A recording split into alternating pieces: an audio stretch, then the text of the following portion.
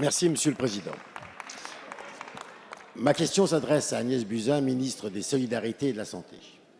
Madame la ministre, je souhaite vous parler de l'hôpital. La situation telle qu'elle est décrite par la majorité des soignants est dénommée la crise de l'hôpital. Je ne crois pas qu'il s'agisse vraiment d'une crise, mais plutôt d'un malaise profond qui s'aggrave et s'installe depuis 20 ans. J'ai travaillé au sein de l'hôpital pendant plus de 30 ans et ai pu observer ce mouvement lent et inexorable de démotivation et de démobilisation gagner l'ensemble du personnel soignant. Oui, les soignants ne savent plus de quelle manière pratiquer leur métier, leur très beau métier. Cette situation est la conséquence de décisions prises depuis 20 ans par de nombreux gouvernements. Ces décisions, permettez-moi de les rappeler brièvement. Autrefois, les soignants ne comptaient pas leurs heures au service des malades. La mise en place des 35 heures en 2002 a introduit un profond et puissant virus à l'hôpital qui a mis à mal son organisation. Autrefois, les soignants soignaient. La T2A, mise en œuvre depuis 2004, leur demande désormais de produire des soins. Depuis 2009, la loi HPSP les a écartés des décisions prises par des directeurs désormais seuls à décider, renforçant leur sentiment de ne plus être écoutés et d'être étouffés par une suradministration. Madame la ministre, notre tâche est lourde. L'hôpital, vaisseau amiral de notre système de santé, est en proie à ce profond malaise qui, par ricochet, gagne et désorganise l'ensemble de notre système de soins.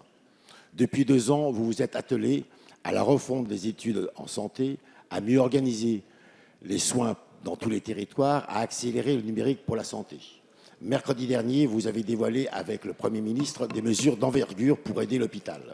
Au-delà de ces mesures, madame, comment pensez-vous remobiliser, remotiver, redonner de l'envie, du désir, du sens aux forces humaines extraordinaires de nos hôpitaux? Monsieur le député. La parole est à madame Agnès Buzyn, ministre des Solidarités et de la Santé. Merci, Monsieur le Président, Mesdames et Messieurs les députés. Monsieur le député Cyril Isaac Sibylle, oui, vous avez raison, les professionnels de santé à l'hôpital ont un sentiment d'abandon qui ne date pas d'il y a quelques semaines ou même il y a quelques mois, mais notamment de 10 années continues d'économie et de régulation budgétaire, au-delà même des réformes que vous avez présentées. La réforme que nous avons présentée l'année dernière, Ma Santé 2022, va dans le bon sens et les professionnels y adhèrent.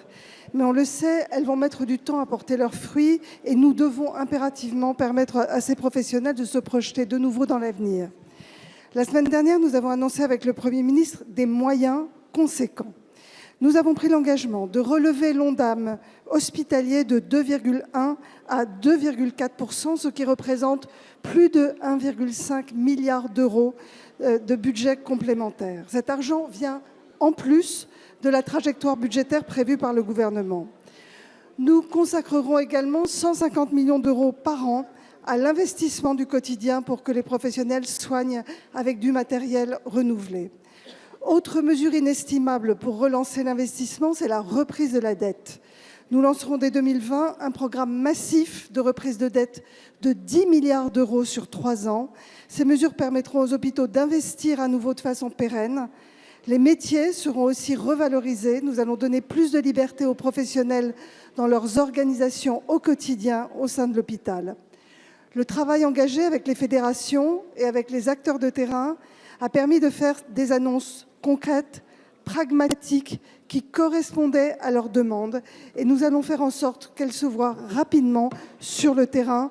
J'attends le vote du PLFSS et je ferai un tour de France des hôpitaux pour vérifier que chaque hôpital trouve les bénéfices des mesures qui viennent d'être prises. Merci, madame la ministre.